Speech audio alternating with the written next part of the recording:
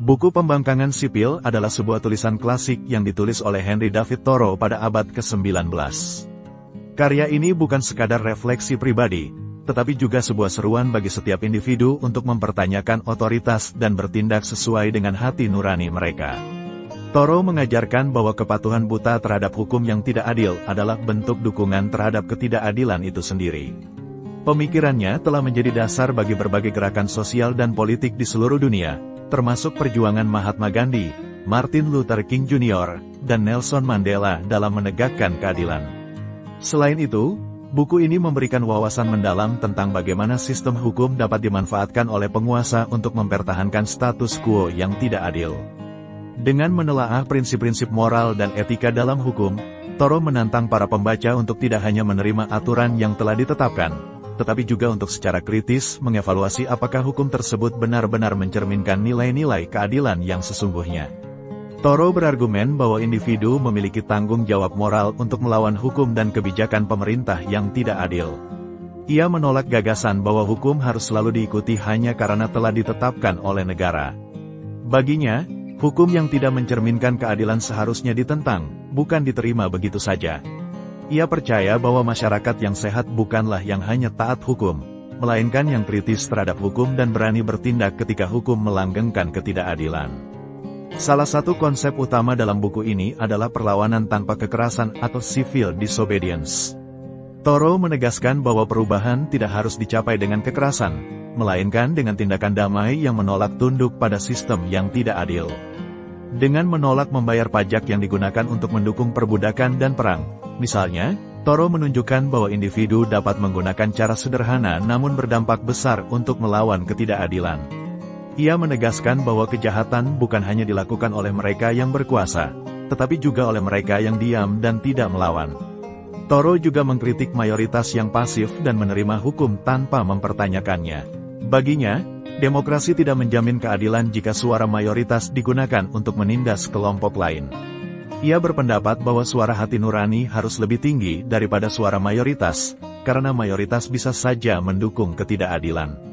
Oleh karena itu, ia menyerukan agar setiap individu memiliki keberanian moral untuk bertindak berdasarkan nilai-nilai mereka, bahkan jika itu berarti melawan hukum atau menghadapi konsekuensi hukum. Selain itu, Thoreau menekankan pentingnya kemandirian dan kebebasan individu dalam menghadapi kekuasaan yang lalim. Ia percaya bahwa perubahan tidak akan terjadi jika semua orang hanya menunggu pemimpin atau kelompok lain untuk bertindak terlebih dahulu.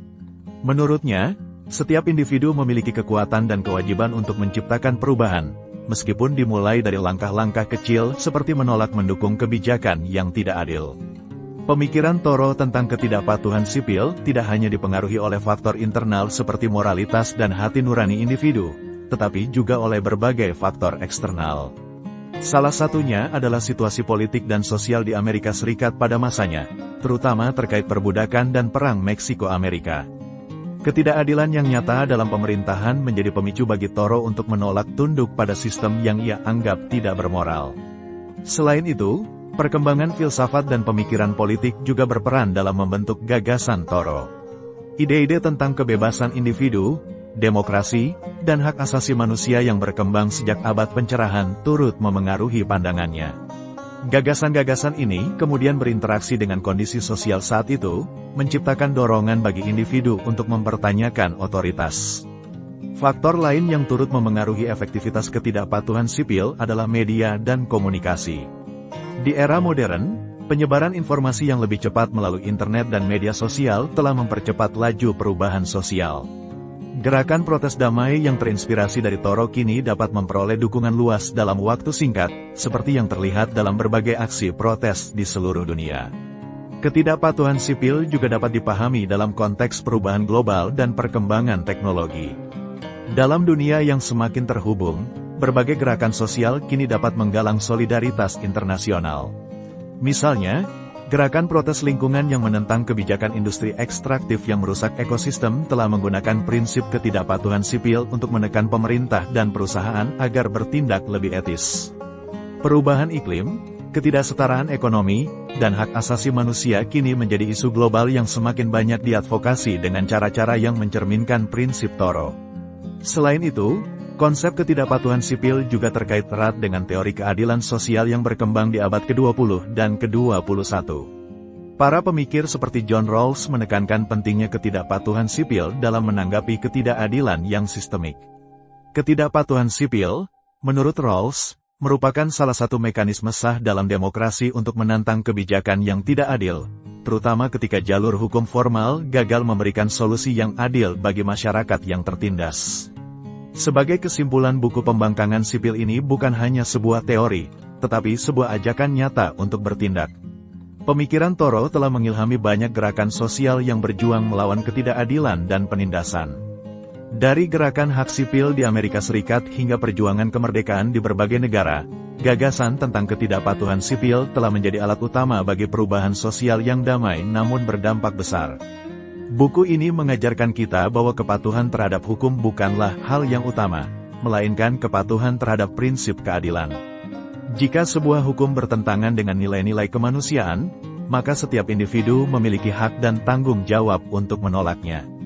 Dengan memahami pemikiran Thoreau serta mempertimbangkan faktor-faktor eksternal yang mempengaruhi pembangkangan sipil, kita diajak untuk lebih berani, kritis, dan aktif dalam melawan ketidakadilan, serta menjadi bagian dari perubahan yang lebih besar untuk dunia yang lebih adil.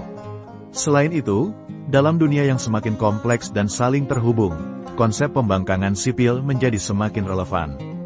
Baik dalam menghadapi pemerintahan yang korup, perusahaan yang tidak bertanggung jawab, atau kebijakan global yang merugikan banyak pihak, prinsip yang diajarkan Thoreau tetap menjadi alat yang ampuh dalam memperjuangkan keadilan. Dengan memahami dan menerapkan konsep ini secara bijaksana, kita dapat berkontribusi dalam menciptakan perubahan yang lebih besar, tidak hanya bagi diri kita sendiri, tetapi juga bagi masyarakat secara luas.